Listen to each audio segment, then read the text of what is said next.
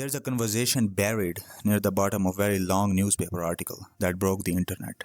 A reporter asks a glitter company manager a simple question: who's your biggest customer? And the manager laughs, not a nervous laugh, a knowing one. He knows something. No, I absolutely know that I can't, she says. But you know what it is. Oh God, yes, and you will never guess it. Let's just leave it at that. The reporter pushes, why can't you tell me? Because they don't want anyone to know that it's glitter. That exchange appeared on December 21st, 2018 in a New York Times article called What is Glitter? Written by journalist Caity Weaver, and it should have been a throwaway moment in what was basically a lifestyle piece about sparkly stuff. But it became the foundation of what people now call the glitter conspiracy, also known as the Glittergate or the Great Glitter Mystery. Millions of people read that exchange and immediately had the same thought. Wait, what? There's an entire industry secretly using glitter and they don't want anyone to know about it. That's where this starts. Weaver's article was supposed to be a deep dive into the weird, wonderful world of glitter manufacturing, and honestly, the whole piece is full of bizarre details. When she first reached out to the Glitterex via email, a representative wrote back simply, "We are a very private company," which for a company that makes something as joyful as playful as glitter is a strange thing to say. Glitterex was extremely secretive about the details of the glitter making process. Weaver wasn't allowed to see or hear glitter being made. She wasn't even allowed to be in the same wing of building as the room in which glitter was being manufactured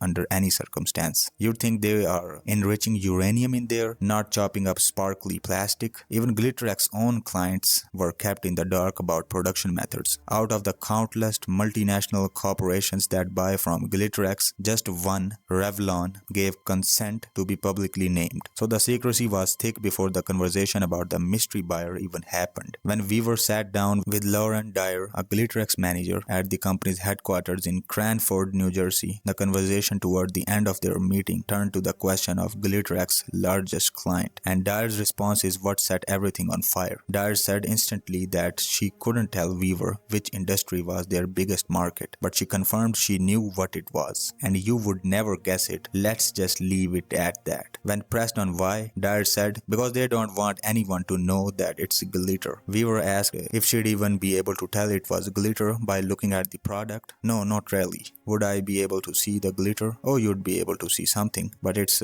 yeah, I can't, something like that. That exchange sat like a ticking bomb in 5,000-word article about the history of sequins and craft supplies, and then the internet found it. On the same day the article was published, a now deleted Reddit user posted on some subreddit writing, which mystery industry is the largest buyer of glitter, and citing the New York Times piece. The Cut also released a piece further questioning the meaning behind the exchange, and from there the thing went completely viral. One TikTok video alone racked up over 1.4 million views, highlighting the industry's bizarrely secretive nature and all the conspiracy theories twirling around it. The Reddit thread on some unsolved mystery cases eventually accumulated thousands of comments, teeming with the theories. People were treating this like it was some cold case, and honestly, the clues were tantalizing enough to justify it. Think about that, what Dyer said. She told a reporter from the New York Times 3 things. The first one, the industry that buys the most glitter is not one you'd expect. 2, that the industry doesn't want people to know glitter is involved in their product. And 3, if you looked at the final product, you wouldn't immediately recognize it as glitter, but you'd be like, yeah,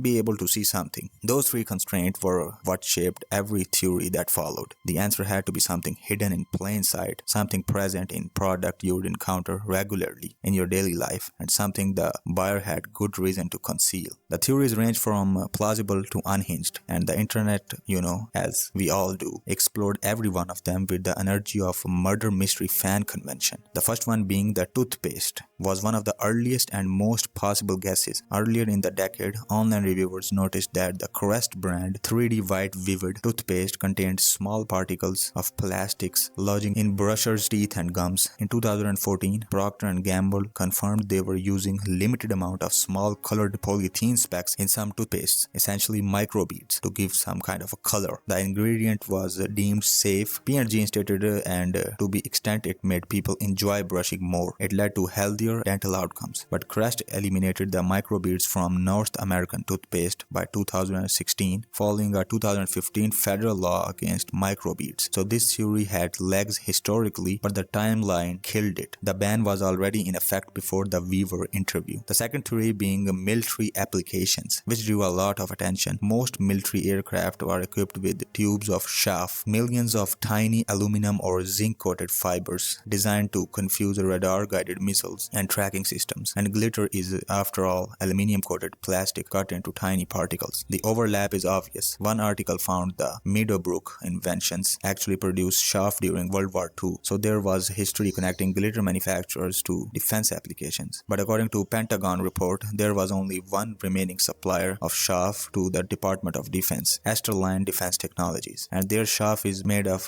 metallized glass fibers, not glitter. Glitterex would be at best a supplemental source, making it unlikely that military contracts would represent their single largest revenue stream. Reddit users speculated about everything from bombs dropped in Iraq to disturbed electronics, which turned out to be graphite bombs, not glitter-based, to stealth coating on military aircraft, food additives, shampoo microbeads for harshness, and mylar blankets for spacecraft insulation. Slate magazine jumped in with its own list of guesses: fishing bait, rocket fuel additives, and genuinely bizarre theory of synthetic sand, reasoning that the world is running out of sand, so why not manufacture more using glitter. Other community guesses include chaff for radar jamming, hemorrhoid cream, and automotive paint. The automotive paint angle is worth pausing on. An industry insider explained that vehicle paint requires a massive amount of glitter because the particles are so thin and desired effort is total coverage. You want to see nothing but glitter. If there's a space between particles, the visual effect isn't as brilliant. That's why car looks so nice in the sun. This was a credible theory, and it led investigators in an interesting direction. Same theories got even wider. People suggested glitter was being mixed into sand on luxury beaches to make them sparkle more. What kind of a dumb theory is this? Others mentioned cloud seeding, chemtrails, and in one memorable Reddit comment, the user said, "I can't explain it rationally, but my gut still says Coca-Cola." The currency theory had a dedicated following. One calculation estimated that US currency would use about 122,000 gallons of glitter per year to create the shimmer on paper money. Banknotes do have security features that involve reflective materials, and holographic glitter, developed in 1967 by Henry W. Rushman, is used in security applications including credit cards, passports, and some country paper currency. But the connection between Glitterex specifically and currency production was never established at all. Now, to understand why the glitter industry is so secretive, you need to understand where it came from,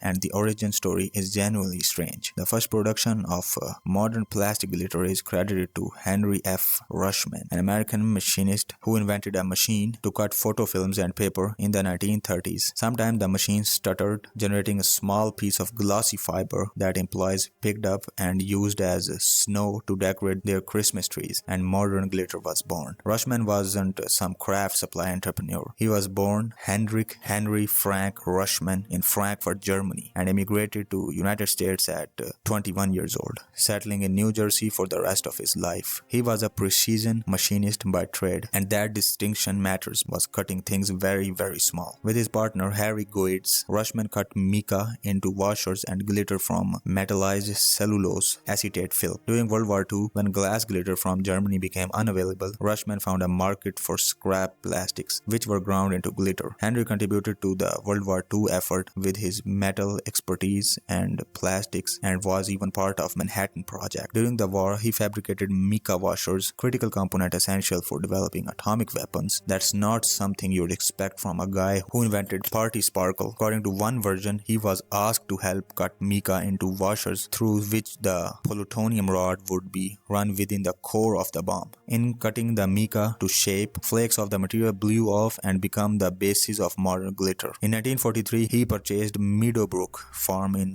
Bernardsville, New Jersey, where he founded Meadowbrook Farm Inventions in 1948 to produce industrial glitter. The company became Meadowbrook Invention in 1953. He moved a small developmental machine from his shop into the family home at Meadowbrook Farm to cut glitter from plastic scrap. The cuttings helped pay the farm's operating expenses, raising purebred Guernsey cows and producing milk. In 1948, Meadowbrook produced a modest 80 pounds of glitter per day. Here's where it gets relevant to the conspiracy. As it turned out, the most glitter companies are not just glitter companies, they are precision cutting companies. These companies work through additional third parties such as bending Bendix or Washington House on a variety of military contracts. Meadowbrook inventions did work for Kodak, Bendix, Hercules, and Armstrong floors. The point is, glitter production always had one foot in consumers' products and the other in something far more serious. In 1960s, Rushman's son, Henry W. Rushman, joined Meadowbrook Inventions and worked his way up to COO of product development, purchasing, and sales. He would source the most brilliant weather-resistant aluminum and polyester and work with customers to design glitter for each specific customer's process. In 1967, he developed what known as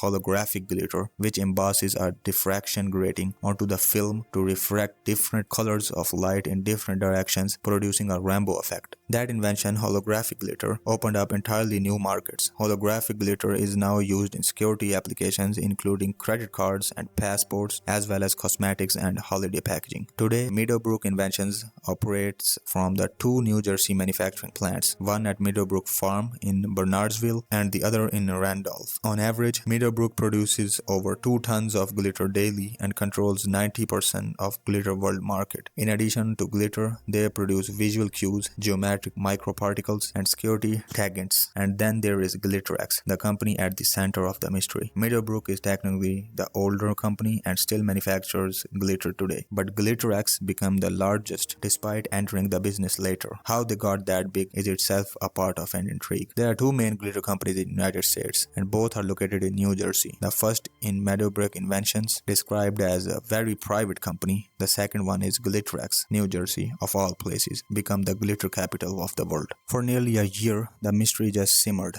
People theorized online, but nobody actually went knocking on Glitterex's door. That changed in late 2019. The WBUR podcast Endless Thread, hosted by Ben Brock Johnson, Emery Severston, took on the mystery in November of 2019, visiting Glitterex in the hopes of finding an answer. They tried to talk to Lauren Dyer, but were unable to get an interview, and they couldn't get anybody else to talk to them on the record either. So it was looking like a short episode, until a Redditor who had been in glitter industry years ago offered his expertise. That contact was a guy who understood how the glitter supply chain worked from the inside, and he started pointing the investigation toward the paint. Not just any paint, but the kind that goes on things that sit in water. The podcast researcher Josh Swartz found sources in the paint industry who became excited about helping crack the mystery. One of them confirmed that their company does buy glitter from Glitterex, but it wasn't a high volume purchase. They said there was no way they were Glitterex's biggest client. However, because they were a Glitterex client, a colleague went to Glitterex for a normal supplier meeting and discreetly asked about the mystery on the podcast behalf. The source reported that their colleague got confirmation from someone at Glitterex that the largest purchasers of Glitterex glitter are boat manufacturers. Boats. Can you imagine that? Where did this come from? Glitter paint, fishing boats, jet skis, all that type of stuff. They are very shiny, as you know that. The aluminum coated particles are mixed into the gel coat, a clear protective layer applied over a fiberglass to give boats their characteristic gleam while also providing the UV protection and durability. Boats don't actually use traditional paint on their hulls. They use a clear gel that protects the fiberglass from water, and that gel gets mixed with glitter. And here's where it gets complicated, because the boat theory, while the most substantial answer, has real problems. Everybody knows there is a glitter in boat paint. It's obvious. Everyone knows it. And Lauren Dyer specifically said the customer isn't what you'd expect, which makes boat manufacturers feel pretty expected. Most boats are sparkly and clearly have glitter in the paint, which contradicts what Dyer told the Times, that you wouldn't be able to tell it's glitter. Forum users were blunt about this disconnect. They said that boat paint doesn't fit the original exchange in any way. Boat paint is obviously glitter. Why would boat paint companies not want anyone to know they are using glitter? It looks like glitter, obviously. The only real argument from why boat manufacturers would want this hidden is because glitter is almost by definition a microplastic, and microplastics in ocean and water is becoming a real problem. Glitter's environmental impact is pretty bad across the board. That environmental angle does add a layer of motivation for secrecy. If you're a company that sells things designed to go in water, the last thing you'd want is for consumers and regulators to realize you are coating every hull in microplastics. But even that reasoning feels thin, because nobody buying a jet ski is scrutinizing the gel coating ingredients. Some people in the discussion suggested that the secrecy is really just about competition, specifically from Chinese brands and manufacturers, not about concealing glitter's presence from consumer. In other words, Glitterex may not be hiding anything sinister. They may just be protecting their supply chain from being reverse engineered by competitors. When Slate reached out to 𝐒𝐫𝐤𝐤 at Meadowbrook Inventions, the rival company, he was dismissive. It is nothing so interesting. Small manufacturers protect clients' information to protect business. That's the least exciting possible answer, and maybe the most accurate one. In 2023, a new theory emerged that generated its own wave of excitement. A TikToker named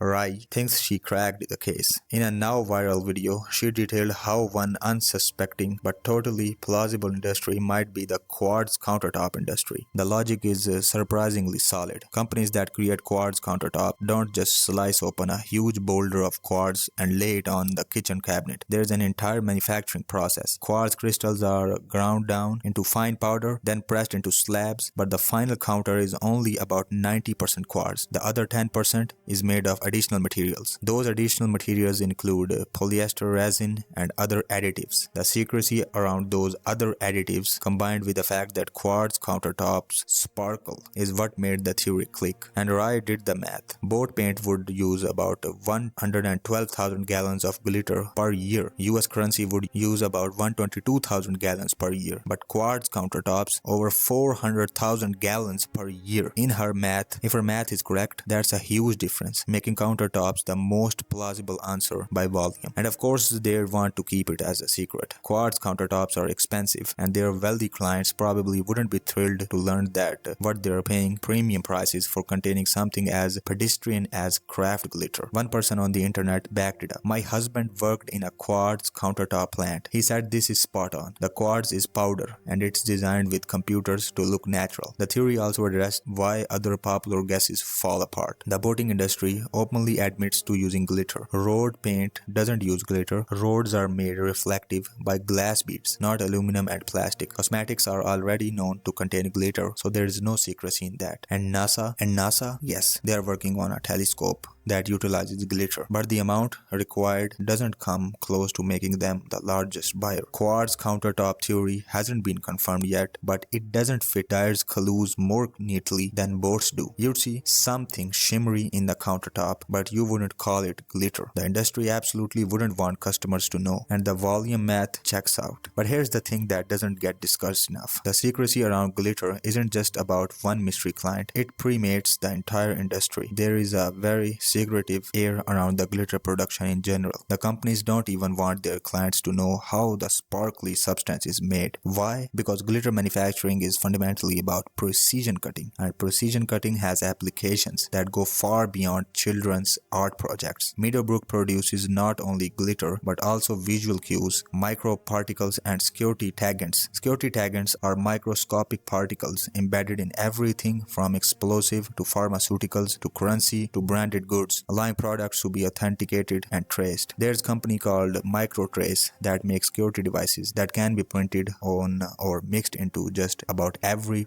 product imaginable. The technology that makes your daughter's birthday card sparkle is at its core the same technology that prevents currency counterfeiting and tracks military explosives. The secrecy might stem from something unexpectedly predictable. While the mystery buyer gets all the attention, the known uses of glitter are stranger than most people realize. Researchers and zookeepers mix glitter into animal feed to track animals through their sparkly poop. Polar bears and elephants have been monitored this way. If you need to identify which animal left a particular deposit in a particular area, mix a unique color of glitter into their food and check the results. Due to its static properties and how difficult it is to remove, glitter has also been used as crime scene evidence. There are documented criminal cases where a single speck of glitter transferred from a suspect to a victim or a crime scene became the forensic thread that unraveled an alibi. The New York Times article mentioned that glitter is used to decorate credit cards, football helmets, and jet ski paint. The reflective stuff is even used to track animals like polar bears and elephants, and it's used to prevent plywood counterfeiting. Hidden layers of colored glitter are inserted into the plywood so that if someone shaves down the product, the glitter layer reveals that it's been tampered with. Meadowbrook inventions used to produce zirconium, which was used in solid rocket fuel as well as fireworks and artillery shells. Zirconium isn't glitter, but glitter and rocket fuel share a common ingredient. Aluminum, and aluminum powder is a key ingredient in solid rocket boosters like the Space Shuttle and Space Launch System. A glitter manufacturer would be well positioned to make massive amounts of it. There's a darker thread running through all of this, and it connects directly to why the mystery buyer might want to stay hidden.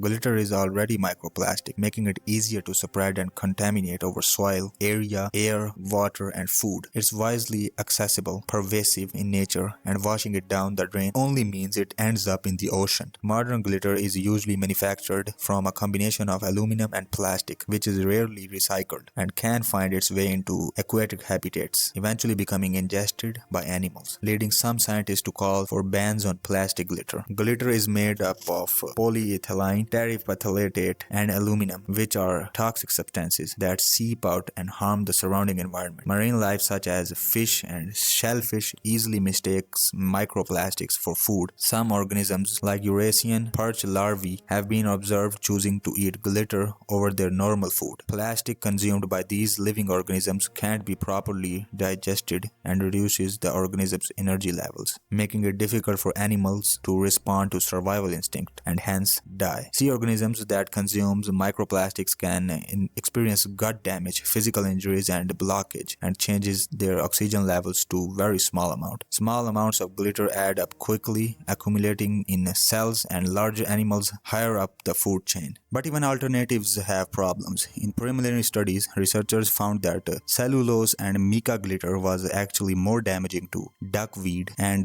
phytoplankton growth than conventional glitter. As plastic pollution expert Danielle Green noted, ecotoxicological research is needed to test for impacts of any new types of glitter so we don't end up just creating a new problem. Now connect this back to the mystery. If the biggest buyer of glitter is putting it into the product that ends up in the ocean like boats, or product that sits in millions of homes and eventually ends up in landfills like countertops, the environmental liability is real. And as public awareness of microplastics grows, the commercial incentive to hide that connection grows with it. Now there is one more angle worth considering, and it's the least romantic of all. There may be an even more mundane solution to the glitter mystery than all the theories out there. Good old-fashioned marketing. Before New York Times article came out and all the hoopla doopla that was created, most people had never heard of Glitterex. Think about that for a second. A small New Jersey company that makes tiny pieces of reflective plastic suddenly became the subject of worldwide fascination. Reddit threads, Facebook videos, TikTok videos, Instagram reels, podcast episodes, magazine articles, YouTube documentaries, all because one manager laughed and said she couldn't tell the reporter something. Could it have been a deliberate tease, a calculated movement of mystique designed to generate exactly the kind of attention it got? We don't know about it. That may have been completely genuine, but the results are undeniable. Glitterex became a household name overnight in an industry where brand awareness normally means nothing to the end consumer. Now to end the things, the mystery had undergone multiple waves of virtual intrigue, peaking again in October 2022 due to an alleged glitter shortage that swept across TikTok. No credible online sources confirmed that a glitter shortage actually existed. There was no confirmed accounts from the companies themselves about any shortage, but the rumor served to reignite the entire conversation about where glitter goes and who's buying it all. Though the surprisingly juicy New York Times piece was by then 4 years old, TikTok and Reddit blew up the story all over again in 2022. Glitterex has never publicly confirmed or denied the boat manufacturer claim. Lauren Dyer has not given follow-up interviews clarifying her comments. The endless thread revelation was described as third-hand confirmation. Someone at a supplier meeting informally confirmed it, not an official company statement. As for the Rushman family, there is internal drama too. Henry has not been involved with Meadowbrook since the early 2000s, though he continues living on the farm property with his brother Peter. Daughter Roberta leads the privately held family family company. To say there is a family strife would be an understatement. As recently as 2025, the Bernardsville Board of Adjustment has been reviewing requests related to the Rushman estate, including a proposal to establish a new designation for the 137-acre glitter factory site, which a family member says should be limited to 6.5 acres only. Even the land beneath the world's oldest glitter factory is wrapped in family disputes. That's all for today's video. If you like the content, like the theories, be sure to subscribe to the channel. I will see you in next video. Until then, goodbye and good night.